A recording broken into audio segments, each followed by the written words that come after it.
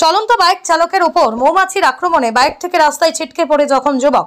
বুধবার ঘটনাটি ঘটেছে ধূপগুড়ি ব্লকের ডাউকিবাড়ি বাজার সংলগ্ন এলাকায়। আহত বাইক চালক যুবকের নাম দেবজিৎ বসাক।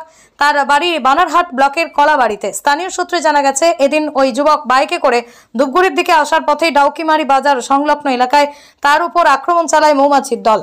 এরপর সেই বাইক থেকে রাস্তায় পড়ে যায়। একদিকে যেমন মৌমাছির কামড়ে যন্ত্রণায় ছটফট করছিল ওই যুবক, অন্যদিকে রাস্তায় পড়ে গিয়ে পায়ে এবং হাতে আঘাত লাগে।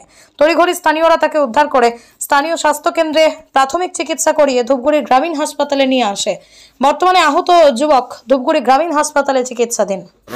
ওখানে মৌমাছি কামড়িয়েছে, ডাউকিবাড়ি বাজারে কমসে কম 200টা মৌমাছি কামড়িয়েছে আর এবং অ্যাক্সিডেন্ট হয়েছে, পড়ে গেছে, পড়ে গিয়ে পায়ে ব্যথা পেয়েছে, হাতও ভেঙে গেছে।